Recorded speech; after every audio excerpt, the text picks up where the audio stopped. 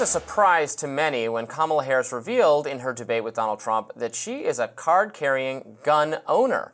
And it may also come as a surprise that her weapon of choice is a Glock. Let's listen to what she told 60 Minutes and the rest of America. You recently surprised people when you said that you are a gun owner. And then if someone came into your house... That was not the first time I've talked about it. That's not the first time I've talked about it. So what kind of gun do you own, and when and why did you get it? I have a Glock, and I've had it for quite some time. And, I mean, look, Bill, my background is in law enforcement. And so there you go. Have you ever fired it? Yes. Of course I have. At a shooting range. Yes, of course I have. Now, here's the fun part of the story. When Harris was a district attorney in San Francisco, she backed Proposition H, which would have banned all handguns in the city, including a Glock. But it didn't pass, and that was 19 years ago. She supported Washington, D.C.'s efforts to ban all handguns 2 years later. She's not stated exactly when she purchased her Glock. She kept it vague in the last few years. And many conservatives are calling this a hypocrisy while supporting, as I support, her right to own a gun, but I support everyone's right to own a gun. In the two cities she's lived in, San Francisco and Washington, D.C., she's supported efforts to ban the gun. She signed on to an amicus brief for the Heller case in D.C. that was about keeping in place a ban on all handguns, the exact kind of gun she owns. The Supreme Court recognized that right. You know, she talks about being able to stop someone who breaks into your house with a gun. I agree with that. I think most Americans do think you should be able to defend your property. It was really weird when someone, I think it was Kirsten Welker, talked to John Fetterman and said, like, isn't that weird that she said that? And he responded, no. But is there hypocrisy here? So I'm going to push back against the idea that there's hypocrisy, and this is why.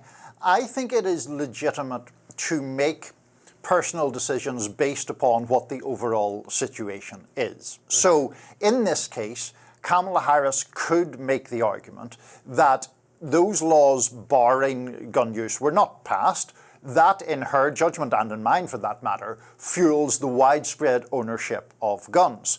Her further argument is that as someone who has been involved with law enforcement for a long time, she is a potential target, and therefore she bought a gun for her own protection.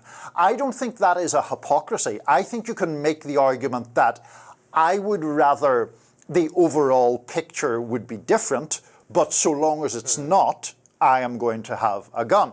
That is separate, and we could get on to this in a second, that is separate from the fact that she now has become this sort of bragging about her gun type person, which I don't love, and I think is a kind of gun porn intended to appeal to people in the middle ground, and I think that's a bit dodgy in its political expedience, but I don't think it is the actual stance is hypocritical.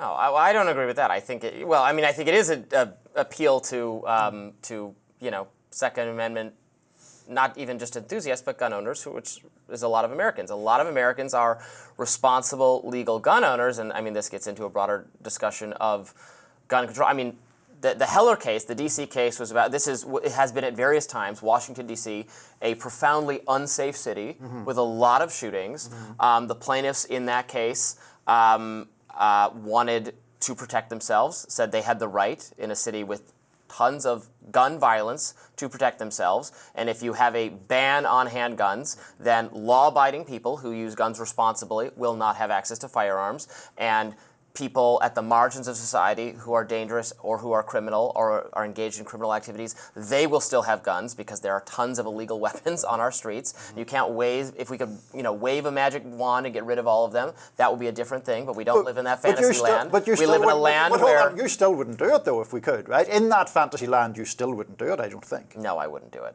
But it would make more sense. Well, if we did do it, we would save thousands and thousands of lives, is my point, in that hypothetical. I mean, if you could ban them, you should. Yeah, and if we had prevented the printing press from ever existing, we would have avoided hundreds of years of religious warfare in Europe. But we have to, you know, we can't fight. You can't put Pandora back in the box. But we especially can't, in my view, prohibit bans on guns now. Gun control is just restrictions on lawful gun owners because people can get illegal weapons, and you're going to have in fact, most of the crimes in this city are committed by people who already, under existing gun laws, are not allowed to have a weapon. Doesn't stop them. So if you just expand those laws, what you end up doing is disarming people who I believe should have every right to own a weapon and to carry it for protection, and do use them for protection in some cases. But the whole problem that we come back to here, Robby, is that the United States has so many more weapons than other developed nations and so many more gun deaths than other developed nations. And to suggest that there is no connection between those two things. Oh, I don't suggest. No, I think there is a connection. No, it's fair. No, I'm not suggesting that at all. It is very clear that we have more. That I don't think we have more proclivity toward violence, but the easy access to guns. Where it really makes a difference, frankly, is in suicides. Yes, we have more suicides because people succeed at committing suicide because of the easy access to firearms. Now, I am even less inclined to limit other people's access to firearms for their self-protection because of suicides, to be honest. That's just a philosophical standpoint. I don't think suicide is good. I don't want people to commit suicide, but I think you have that right, and I'm certainly not going to disarm someone else because if you, like, the argument for doing it because other people are being harmed, but you harming yourself with a weapon is not a good argument for someone else to no longer be able to carry a weapon. So you harming other people or the public or going on some spree, I can see why that's an argument. Again, I still would not do that. But that's a better argument than if most of it is concentrated in the category of people harming themselves. I mean, that is very sad. What can we do to have better mental health care or whatever it will take? But I would not disarm other people on that basis. So this is by its nature a rather bleak area to get into, but since we're in it, let's keep going. I think there is an argument to be made on the suicide question. There's a very good magazine article several years ago now in Rolling Stone by a guy called Stephen Roderick about the high rates of male suicide, particularly in the Mountain West and other areas like that. And certainly there were advocates within that piece who were arguing that one of the things about gun ownership and suicide is not simply that people succeed in killing themselves, but that people can make a snap judgment in a moment of despair or domestic strife or whatever, and it actually results in suicides that would not otherwise take place. Now, where I would certainly give some leeway to your argument is, can that be prevented by restrictions of gun ownership? Most of those people had those guns legally, probably, and they end up harming themselves.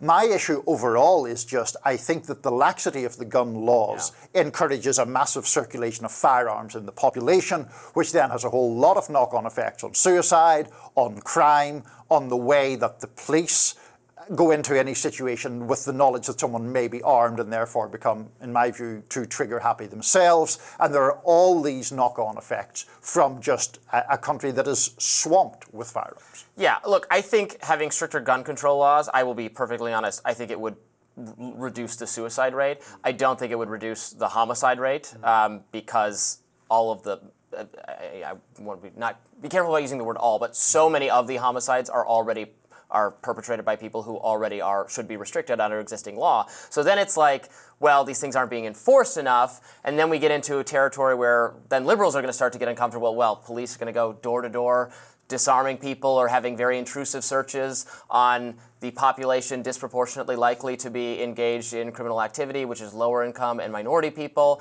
That's going to raise all sorts of police racism questions. No one is going to want to do that. We won't have the stomach for it when it comes to it. And I think that's also important to remember. I think the solution is just repeal the Second Amendment, Robby. That would be much better off. All right, we'll get rid of the Senate and the Electoral College, and we'll just have all our sacred institutions gone. More Rising right after this.